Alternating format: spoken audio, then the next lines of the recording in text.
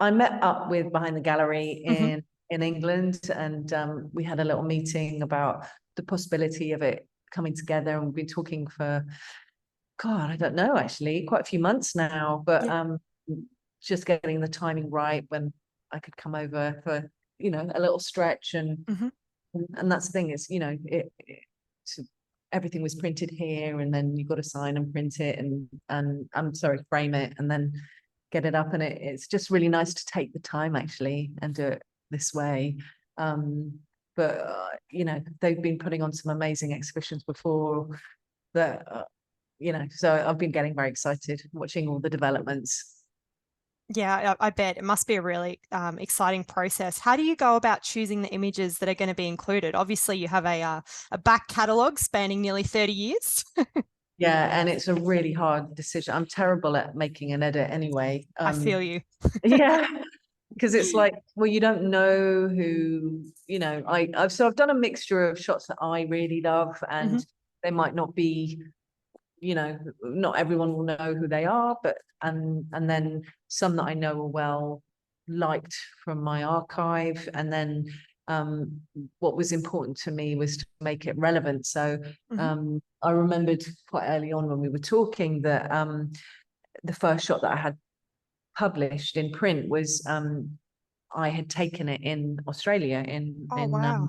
the big day out when I was assisting.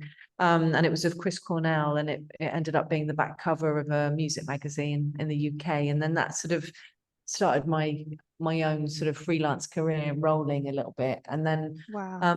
And then I thought, well, that's quite nice just to sort of mention that. But then also it was it was good to sort of think, well, who else have I shot in Australia, and who are Australian, just to sort of add them in, because it makes it a bit Yeah. more interesting. And I spent a year on the road with the Darkness, and they were Wow. here on Blue Mountains, filming a video for a song called Love Is Only a Feeling. Hmm. So I was like, well, that can definitely go in, because that was a great memory. I think we were here for about a week, sort of traveling around. But and then obviously Silverchair in really early days, and Nick Cave, Powderfinger, and yeah, so it's just quite fun to sort of think, oh, what else can, and because otherwise it's so hard. So I thought, well, there'll be good ones to put in for sure. Definitely. Now, we do need to talk about the Foo Fighters in a bathtub photo because that's a truly iconic shot. Can you tell me how that concept came about and how it all came to fruition?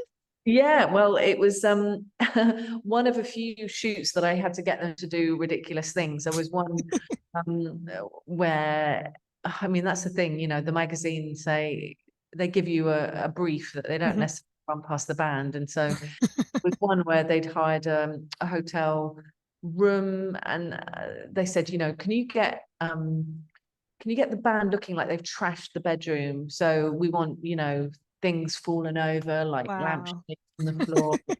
And can you get like them jumping on the bed? And so I was like, right, okay, this is what we need. And so I must have taken about 40 shots of where I was going, 1, 2, 3, and Dave would like jump in the air and land on the bed, like sort of do a sort of like a football dive, like when you Yeah. say Yeah. and it's just mad that actually now people would probably just do a Photoshop version of it. But yeah, so that, and then the tub was a different shoot. That was, again, they hadn't run it past the band, but it was in Dublin. They were Wow. touring there, and it was for a magazine called Q Magazine, and they said, well, really, we've hired this suite at the Clarence Hotel, which was Bono from U2's hotel, and it's like his own suite to sort of when he comes off tour, he sort of unwinds there for a bit of time before he sort of goes back home. But it's got like a one-man tub on the balcony, Yeah. hot. And they said, like, there's a hot tub, it'd be great if you got the whole band in it. I was like, okay. But then I didn't realize it was a one-man tub. And then so when they arrived, they didn't know what the concept was. And I said, well, the magazine really want you all in the hot tub. And they were like, okay. So they just stripped off pants, there were no swimmers. And they were just, totally up for it. So I was like, okay. We shot loads, and they were very happy. Yeah, it's definitely of of the little selection, the sneak peek selection that I was sent. I was like, that one just drew me straight away because I was like, oh my goodness, how did you get the Foo Fighters in a hot tub?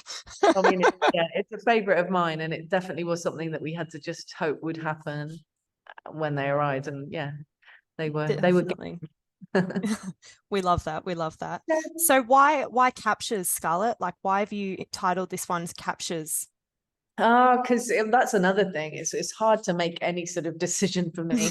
One thing, that's why I'll never have a tattoo. I think it's just too much to pin it down. But yeah, when I did this, the guitar project, Resonators, I remember thinking, oh, well, I've got to come up with a name like strumming riffs. Like you just go through, and I'm a pictures person, not a words person. But when I just finally thought, oh, resonators, that's good, because actually it resonates, and there is a guitar called a resonator, which I didn't even know.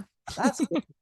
But captures, again, I was sort of going round and round, and I thought, well, let's just keep it simple. I mean, they are, it's those moments in, those milliseconds that are captured, and it's capturing, the essence of who they are, and I just thought that works for me right now. It felt right. Absolutely. And I believe with the book, The Resonators, you did a Kickstarter for that. What, if you were to do something like that again, would you go the self-fundraising route and do a Kickstarter, or would you hope to go towards a publisher? Have you got any tips for someone that's wanting to just do their own photo book? Like, so I'm also a live music photographer myself, and I currently have a project that I'm doing called Staring Through the Lens. So I'm a photographer in a wheelchair, and I'm taking portraits of artists on stairs at music venues and festivals across Australia to raise awareness and start the conversation surrounding not just accessibility, but also inclusivity, that I'm hoping to publish as a coffee table book. Did you say you're in a wheelchair? Yes. Yeah, because one of my best friends, well, she can't photograph now, but she'd been photographing as long as me. She had a terrible horse riding accident, actually. At the moment, it's not a possibility, but we're looking at, hopefully ways to get around her situation. But yeah, that's brilliant. Well done, you. That sounds amazing. I'll look. I'd love to know more about it, actually. If you can send me some. Absolutely, I'd love to. Yeah, definitely. So sorry, back to the original question, because I'm excited on.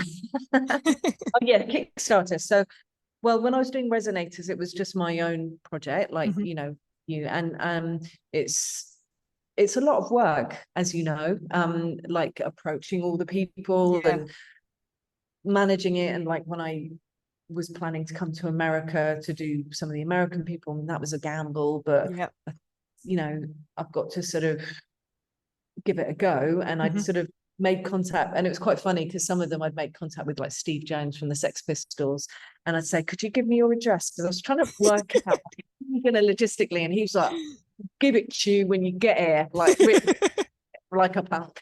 And I was like, fair enough, but I was just trying to be organized and get it all together. But I think, and the first part of the project was it was being exhibited as part of Teenage Cancer Trust week of concerts at the Royal Albert Hall, and one of all the images was signed by the artist and then put up for auction. And so that was phase one. And then because it was such a, I felt like I got a lot of amazing portraits, and there was a designer that I knew very well. He was keen to put it in a book format, and he'd worked a lot with someone called Anton Corbin, who's an amazing photographer.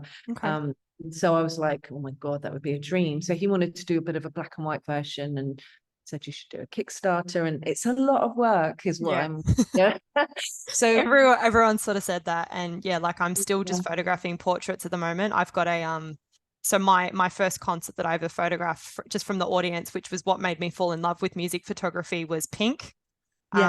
And so I'm trying to get her involved with it next year. And if I can get her, I reckon I'll call it edition 1, because that would be, the full circle moment of where it all started to, to then be able to photograph her. But yeah, there's over 200 artists involved at the moment, and the support for it has been amazing. Thank you. That sounds incredible. Thank you. I think I'd like to do, I'm, planning to do a book. I still need to get all the material fully together, but prefer someone to go, you know, it never really works out like that. You know, Yeah, I always think of, if someone comes along and goes, "Oh, I'll fund this project if you want to do absolutely. it." But it doesn't ever really, Yeah, all my projects have been self-funded and self-produced, but in an ideal world, I'd like someone to come along and absolutely. yeah, offer to do it all and design it and stuff. So yeah, but we'll see. But good luck with yours. Thank And I'm you. sure if you did a Kickstarter, it'd be incredibly successful. Yeah, It's thank just, you. you've got to, and I'm sure you know exactly what to do. You've got to make the film a certain, Yeah, yeah. ratio, eye catching and all that stuff. All the thing we have to do so much as photographers now that isn't just photography. Absolutely. Challenge, you have to be an expert on so many things, but at the same time, don't be afraid to get other people to help and, Yeah, definitely. outsource. Definitely. Just as a side note, can you still buy resonators? I know it's been out for a while, but is there any way to get my hands on a copy somehow? Probably on eBay, Okay. but I have literally about 3 copies, so I Mhm. put them on the website at a ridiculously high price. So I wouldn't go because I don't actually really want to sell them. I'm like, Yeah, well, if that's he fair. really wants it, then they'll have to pay a Yeah, fortune. But yeah. I know they pop up on eBay. Okay. So and I gifted a lot of them to teenage cancer in Mhm. America. And so they are in circulation, but Okay. someone's got fed up with them. Yeah, amazing, amazing. Now, I want to go way back to the beginning because you've had a pretty illustrious career, but I want to know where it all started. Where did your passion for photography begin? And then, how did everything with music photography specifically originate? Well, I always loved art more than anything else, and so after school I went and did a degree. No, I did a foundation course where you get to try a little bit of everything, and it was clear that fine art was not going to be my thing. But as soon as we did the photography module, I was like, this is amazing, and I had a tutor, and he was doing a part-time course at a uni in London, and he helped me gear my portfolio towards trying to get on that course. Yep. And so I did that 3-year degree in photographic arts, photo, film, and video, and that was brilliant. Did all the usual cliches of sort of like identity and Yeah. all those things. But it was brilliant. And then I really had no idea what I wanted to do afterwards. But I suppose a few months before I graduated, just by chance, I went to a shoot where there was a photographer, music photographer, and we got chatting, and then I started assisting him, and obviously I knew what I was doing because I'd had quite a bit of experience at Yeah. uni. I knew how to load film backs, Mhm. like in format, and so I started assisting him for a year, and and then I started just making contacts and taking my own stuff, and it was at that point that I shot while I was assisting, and in Australia, that I Yeah. shot the Chris Cornell that ended up on the back cover of a magazine and sort Wow. of opened doors for me. So that was a nice sort of parallel to like being here now, Absolutely. Now, would that apprenticeship that you did be with Ross Helfen? It was, yeah. Yeah. So I was with him for a year in like 93, I think. Wow. So it's a long time ago now, but yeah, that was amazing. It was a time in the music business where there was a lot of budgets, and so I was literally flying all over the world. Like LA was like my second home, and Mexico and Japan, and everywhere. It was incredible. That Some of the sounds bands incredible. some of the bands were more appealing to me. Like I think one of the best gigs I ever saw was Pearl Jam in San Francisco in a tiny theater. Wow. Like, oh my God, this is incredible, That's unreal. Absolutely Yeah. unreal. Now, do you have a defining moment, where you knew that you wanted to make it a career? Like, is there a particular, was it the Chris Cornell photo where you were like, I'm going to make this my career, or was that something before that? I just sort of, it's weird. I don't think I just started doing it, and then I was doing it and doing it more, and then it just started rolling. And then sort of the year after the Chris Cornell picture, I went to I'd made some contacts by this point, so I decided to head out to America with some air miles that I'd got while I was assisting, and shot Lollapalooza Festival, and had passes to shoot Beastie Boys and the Smashing Pumpkins. And while I was there, I met up the Verve and took a picture of them in their bus, just for me, and Yeah. ended up making it onto their album artwork. I sort of Wow. circulated it on a composite and sent it around everywhere, and their manager saw it and said, oh, we'd love to put that. I think the timing was everything. It was really lucky. And unfortunately, in the music business and photography world, I think there is always a bit of an element of luck, being in the right place, or asking, or Definitely. meeting the right time, or approaching a magazine where they go, actually, I do have a job that came in this morning. Yeah. So and you can never stop doing that. Even now, I'm like, you always have to work really hard. It's not been easy. It's been up and down. But yeah, you just keep changing and evolving and learning and doing the best you can. Absolutely. Now, what are some hurdles that you've faced on your career's journey to get to where you are now, and how have you overcome them to reach success?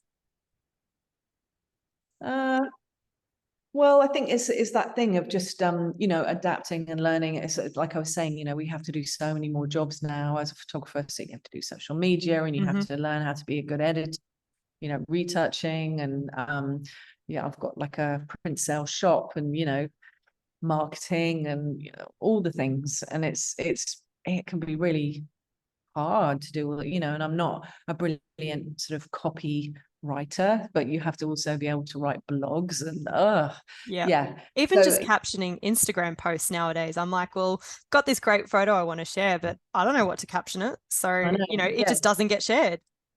That's you've got to just put it out there. Yeah, I know. Someone turned around to me the other day and was like, did you know, Chat GPT AI can create captions for you? And I was like, no. Yeah, I have used it myself. Yeah. I'll have to get on that. Yeah, it can be helpful. And obviously you've got to sort of, it's a starting point maybe, and then you can sort of work with that. But yeah, I don't know. It's always hard being a freelancer. You never, you can never sort of just relax, and you don't know if you're going to get more commissions. And especially when I had kids, that was quite hard, because I think people wrote me off like, oh, she's a mum now. It's like, what? Like, I literally worked harder than ever since I had kids. So it's what people think, and but I've always just tried to be very professional and work hard, and conscientious. And yeah, absolutely. Now, throughout your career, you just touched on it. How have you seen female representation evolve in the music industry? Well, it's funny because I didn't sort of think about it so much back then, but reflecting, it was such a male-dominated music business, and all my commissions were to shoot men. Main, it was very rare that I was shooting female bands, and at some points even sort of thought, can I take nice pictures of girls? I don't even know, make boys look pretty. Don't know, I sort of lost my confidence a little bit at some point, but definitely readdress that now, which but yeah, it's people say, oh, what were the challenges, how did you feel? But I didn't sort of let anything hold me back. I always thought that I could, and I just gave it a go, to the best of my ability. So I think there's definitely been magazines that are kind of like a bit like a boys' gang, and so you wouldn't always get commissions, but just don't let it get you down. Just keep going. Yeah, definitely. That's great advice. And you've also segued really well into my next my next question. So, as a fellow creative, have you ever experienced imposter syndrome, and how have you overcome it? Good, all the time, like all the time. Yeah. It's just, so I recently became a Nikon ambassador. Been using Nikon my whole career. Yeah.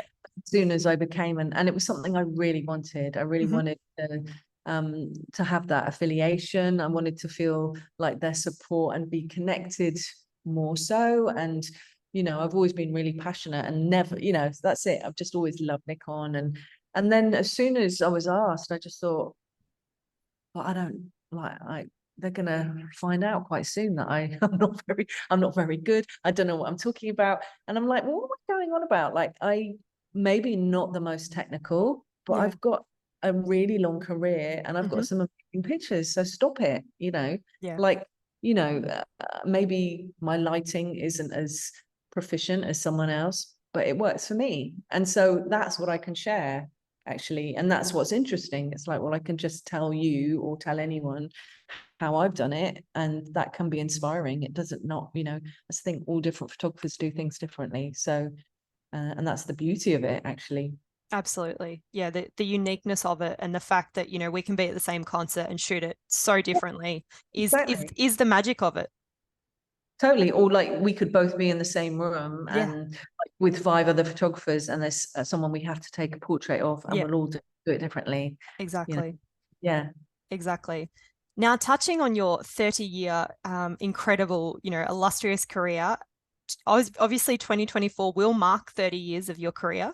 Do you have any big celebrations planned, or, you know, anything in the works? No, but I think I've given myself permission to sort of do that book. So Okay. I'm like, okay, you know, whereas before I might go, no, it's a bit showy offy. Now I think, well, I'm entitled to do something like a collection, and it sort of makes sense now. Absolutely. Now, obviously, there've been a lot of career highlights, but do you have a particular few that you'd like to share that maybe you haven't spoken about before? Well, I suppose it feels weird to say career highlight. I think an honor for me Mm-hmm. last year was well, becoming a Nikon ambassador. That was Yep. a really big honor for me, and also being asked by the Foos to do the Taylor tribute concert was a massive honor. And it was a really emotional and incredible event that I will never forget. So that was, you know, pretty special. But there's so, you know, on reflection, it's funny, there's pictures that I took a long time ago that I now look at slightly differently, like portraits of the Gallagher brothers, you know, recently I just went, God, I really love that. Like, and at the time I remember taking the pictures and thinking, oh, I'm glad I shot the Gallaghers, but I didn't think they were like the most amazing pictures. But now I just look at them and think, oh, I just love the way Noel's face is all wonky and how beautiful it actually looks in this shot. And they just look quite classic, and it's an iconic, you know, I don't know. There's, yeah. I guess sometimes with that as well, it's the story behind the photo sometimes as well. Like you said, you know, it doesn't have to be technically perfect, or, you know, like it mightn't be the best lighting, but it's, you know, it's the story behind the image and that sort of thing. Well, the story behind that is there's like red striped cans on the floor and cigarette butts on them. You know, so actually it looked blooming amazing with the lighting, considering what the reality was in a corridor. See, and here you were saying that you couldn't do lighting. Well, yeah, it made it look like a studio, and really it was far from that. So yeah, it works for me. That's it. It's not Absolutely. the best, but as long as it works for you, that's all it needs to do. Exactly, exactly. Now, is there a photo you wish you'd taken that you didn't? You know, like a particular photo that you admire, and or a photographer that you look up to and you're like, I wish I'd taken that. God, there's quite a few, I think. Well, there's definitely people I'd love to photograph. Yep, That that was my I've next question. So feel free to segue into that one. well, I kind of got very close to shooting Prince, and that didn't happen. It was covering some of his concerts, but it wasn't like a portrait session. But even that would have been like a huge honor. And like I'd always wanted to shoot like Courtney Love, or like even Madonna or Lady Gaga. I have shot Lady Gaga, but not really. It was more sort of fly on the wall and just photo cool. Like, Yeah. you know, before she was going to perform, I had to get a few snaps. But people like that would really scare me, and I'd be like, you know, having to go to the loo like a million times before. that sort of terrify you, and then you think, ah, could I do it? Would I be able to get a great shot? But Absolutely. yeah. Now, obviously, you know, you've definitely stand on your own merit with your photography work and everything, but, you know, growing up with Jimmy Page as your father, how did that influence you? You know, did you ever feel overshadowed by or have any sort of pressure to be creative? No, I don't think I certainly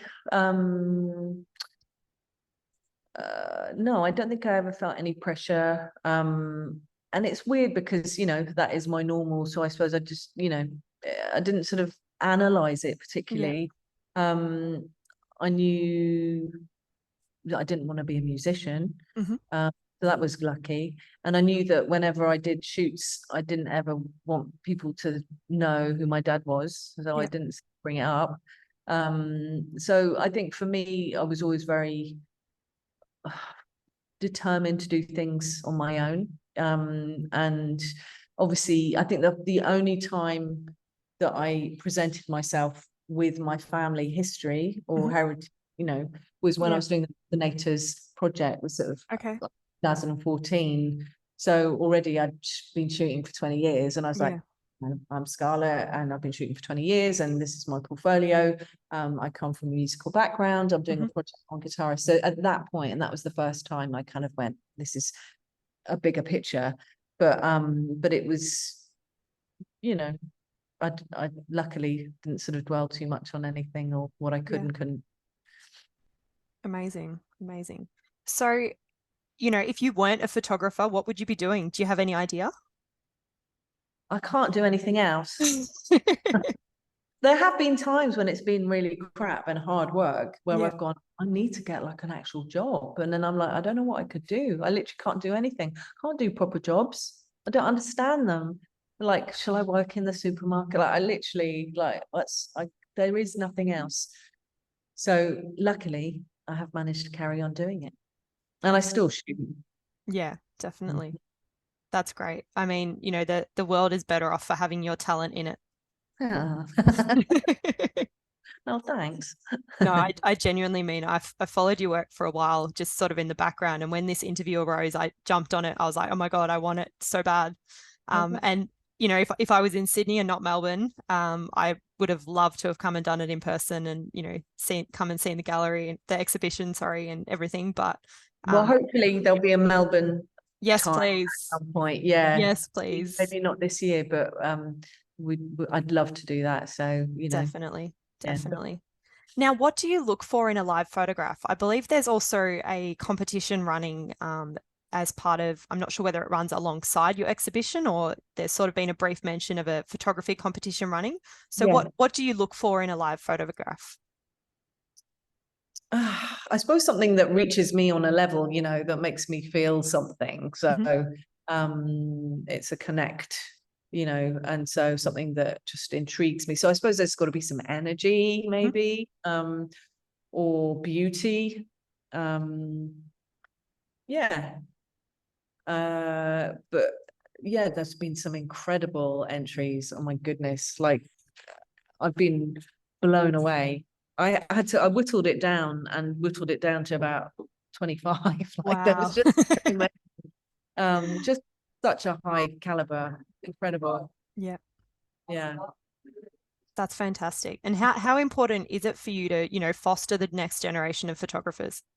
Oh, not only do I love working with new emerging musicians, but it is always brilliant to feel inspired by the photographers, the young photographers of the now. I get as much inspiration from them as vice versa, maybe. I don't know. I'm gonna say that I'm inspiring everyone, but you inspire me, so you've got me. I just love seeing, like, the trends and what people are doing and light. Like, oh, that's interesting. Oh, that's but I think I've always wanted to keep, trends always come and go, and I think I quite like that authenticity of, classic pictures. I've always tried to sort of not be too what's the word, silly, not gimmicky. I would like to try and get sort of the real shot at the time, and so I think just my authentic self. I love that. How would you describe your style to someone who, had never seen your work, or, even potentially a blind person who couldn't see your work, but you were trying to describe it to them? Well, I think I like to try and get behind. I try to get more than just a picture of someone. I try and get something that feels just that little bit more. So maybe just behind the photo face a little bit. Yeah. So a connection of some sort. Do you have any tips for establishing those connections? You know, obviously photo shoots can often be awkward, and, you know, the musicians that you're photographing might not like having their photo taken. Is there any tips that you have or ways that you establish that connection to capture the essence rather than, like you said, you know, just a photo face? I think I will also do this. Sometimes I'll rush, you know, I'll like take a picture and have a bit of a panic, like, you know, oh, I've got it.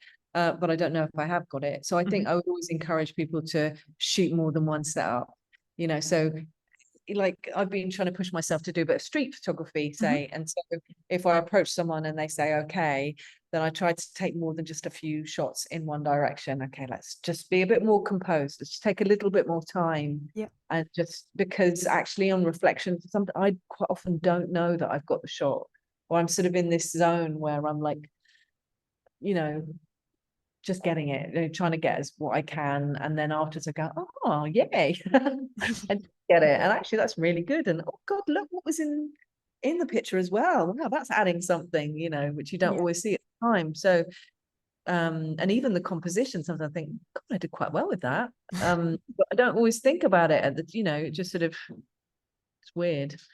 So I would always encourage to shoot that little bit more. I'm mentoring someone at the moment, and exactly, she was like, sometimes I panic and I don't take many, and I'm like, well, just make sure you take 3 points of view, you know, just force yourself to take that extra time, and then you're just going to have a better choice later when you have to make the edit. I think that's definitely really great advice. I mean, I guess it's even a similar thing where, you know, you might go to a concert and think you've taken the worst photos in the world, and then look at them the next day and you're like, hey, these aren't as bad as I thought. I think, you know, if you dwelled on like, yeah, I got one, I think sometimes, you know, like, oh yeah, that happened, I got it. Yeah. I hope I did. But if you were just thinking like that all the time, you wouldn't keep going, would you? You'd be like, all right, I've got it. But yeah, absolutely. Yeah. Now, is there anything you wish you'd known when you started, or any advice that you have for, you know, people maybe just starting out, or even those that are sort of reached a turning point in their career and, you know, might want to pursue it from, you know, from going from a hobbyist to a professional photographer as a career? I think it's just the thing that I do and I enjoy doing is just keep learning and just keep, you know, pushing yourself to grow and do the things that feel uncomfortable, because it's only gonna make you a bigger, stronger person probably. And, you know, just keep pushing yourself, even if it feels uncomfortable. It's definitely great advice. Now, who are some photographers who inspire you personally?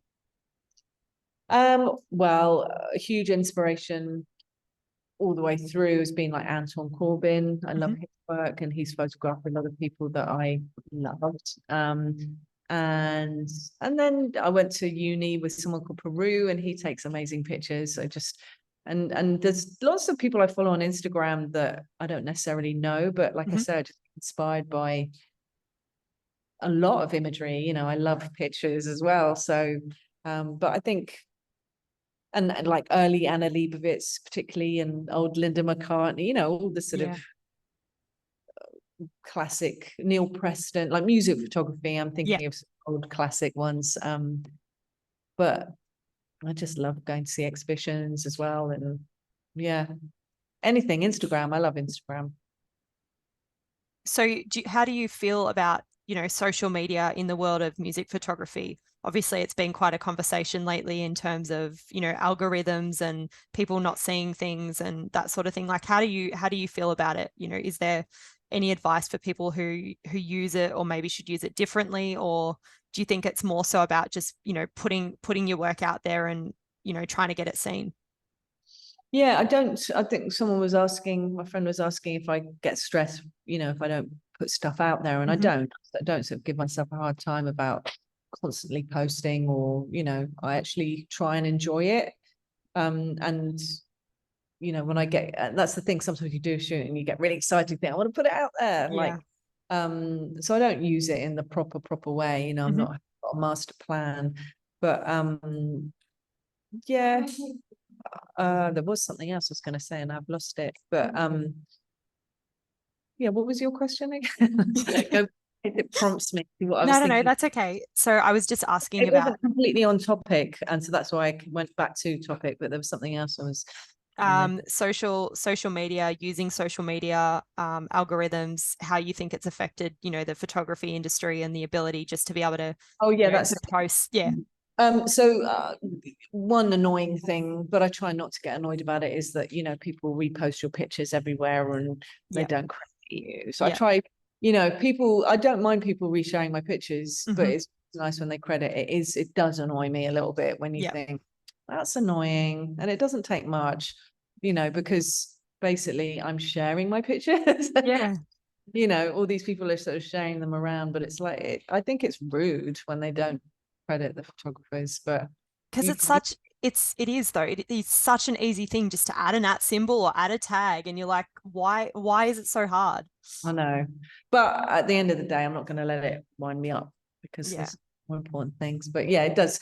Quite often some people will tag me and go, "This is yours, isn't it?" And I'll go, "Yes, thanks." Yeah. Yeah.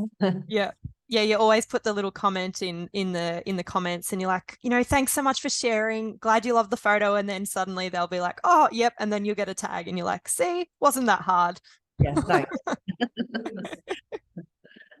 Now, are there any memorable backstage stories surrounding, any of the photos in the exhibition, or, one that sort of sticks in your mind and is the first one that comes to your mind? Doesn't even have to be a photo included in the exhibition, but just in general, like particularly backstage moments. So like maybe the 9 Inch Nails one there. Just I was doing some fly on the wall stuff, and I think that they don't love having their photograph taken, but I'd done some shots of Trent Reznor, and then said, can I take some backstage before you go on? And they were getting ready to go on stage, and it looked like they'd had a sort of talcum powder party where, and they were just all being like themselves. But when I said, start taking some pictures, Trent was very like, look serious, everyone. And I was like, serious. So I like the way it just became the look serious shot. And they do look seriously covered in talcum powder or something. Yeah, white powder has a lot of meanings these days, doesn't it? I think actually, Danny from the band got in contact. We were having a bit of a laugh about what was. Yeah.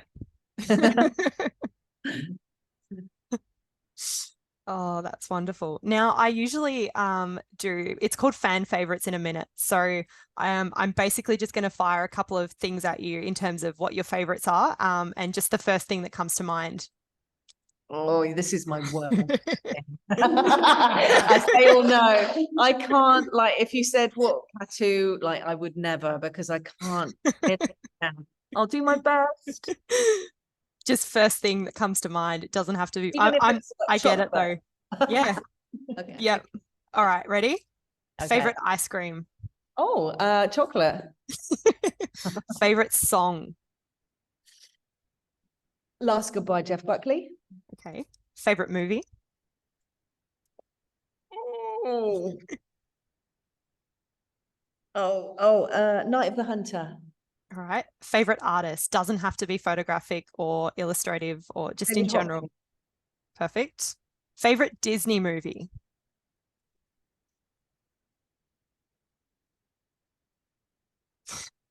No White. Very well done. Very well done. CD versus vinyl. Vinyl. Okay. Beautiful. That's my fan favorites in a minute. Oh, okay. Phew. I was on edge, you could tell. Favorite photograph. Oh, am I doing more? Yeah. Just because that one, I mean, I don't usually ask that one too, because I usually interview musicians, but this one's specific for you. Favorite photograph that I've taken, that you've taken. I know it's going to be like picking a favorite child. It is, that. I do. I really do. Today? Yeah, today. I'll say the Gallagher brothers. The Gallagher brothers. Beautiful. Is there anything obviously you do a lot of interviews, Scarlett. Is there anything you wish someone would ask you that that you'd like to answer? Again, it's like choosing I can't think of anything that you've asked some amazing questions. Thank you. Real sort of variety, and it's been really interesting. So I can't think that something's missing. Well, we might just do a final plug for the exhibition then. So when does the exhibition open? It opens on Thursday. And how long is it running for? Till Sunday. Woo. Oh, wow. You've I got to didn't be realize it was quick, such a otherwise short. you miss it. Oh, wow. And how many photos are there overall in the exhibition? 42, I think. That'll be 45 by Thursday. Uh, I'm guessing. Have you just, run out of wall space? we've just no, we're good. We just hung it, but I did lots of little printouts so that I could work out how Oh, everything's wow. gonna sit. That's a So brilliant idea. well, it's the only way. Like I Yeah. can't do it on a laptop. Got to sort of Mm. do it properly instead of seeing and jiggle things around. Yeah. Was there a particular way, like when you were curating it onto the wall, like did you go, from earliest work to, to most current, or how did you work that out? There's 12 images from Resonators and I Mm-hmm. grouped them together, but then the Yep. rest was just I've got a new assistant that started working with me and she's quite good at sort of being, making decisions better than Yep. me. So I went, well, these are the ones that I'm choosing, but how do you say? And then she had this whole like, well, these are strong portraits and then you've got black and white and it flows to Wow. this. And I was like, what are you seeing here? But I was like, yeah, if you say so, that works for me. Yeah. So yeah, I pretty much let her do it. I love that. I love that. Now, I did actually notice quite a few on the wall behind you are in black and white. How do you, do you see a photo and know that it needs to be in black and white? Like, can you see that once you take it, or how do you make the choice from, choosing to put a photograph in black and white? Well, you see, most of those were shot on film and black and white, were black and white. So they were shot as a black and white, but say Gerard Way, Mm-hmm. he was a raw file and then I made him black and white. But most of them would have been shot as black and white. And actually all the resonators are in color here. Mm-hmm. Yeah, there's only a few that I've taken and changed. But quite often, What about like currently, like, shooting today, like in the current, digital world, especially? Well, sometimes if I think it's okay, sometimes changing it to black and white makes it better. Especially if it's I feel that. Yes, I feel that. Or if the lighting's just really terrible and you're like, I can't deal with that. It definitely helps. Oh, well, amazing. Thank you so, so much for your time today. This has been amazing. And I've loved, hearing all about your journey and the exhibition and all your stories. And yeah, best. Can I follow you and will you send me your Yes. Yeah, absolutely. I'm already following you, but my username is Simply Photographs with a Z. I'll just send you an Instagram DM, which will go to your requests. Where's the Z? Oh, there we go. It's the Z's at the end, right? Yeah. Yeah. I've got you. I'm following now. Brilliant. Amazing. Oh, wow. Beautiful. Okay, I can have a proper look. Yeah, that top photo in the middle, like on the one with the big, the 3 pinned ones, the one in the middle is my favorite shot I've ever taken. That's incredible. I was so, so lucky. I was on a festival in Daydream Island last year up in Queensland, still in Australia. And I, obviously being in the wheelchair, like I can stand minimally and that sort of thing. But to get onto this stage, I had to be carried up like, one of those really, really tight little ladders with like just little rungs. Yeah. And so they carried me up there and, I was just shooting and it was, this was actually a DJ set. So that they were playing just like a DJ set, and this band is absolutely amazing. But he sort of climbed like where the DJ decks were, and then just poured this can of beer all over his head and just shook himself out.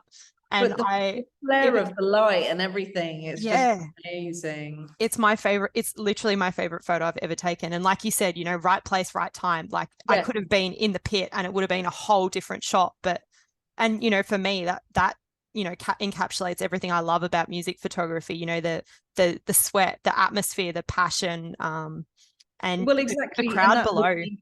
Like you were saying, what would you be looking for? Well, you've nailed it. Do you know what I mean? Got everything. It's like the crowd. Yeah, it's the perfect shot. Thank you.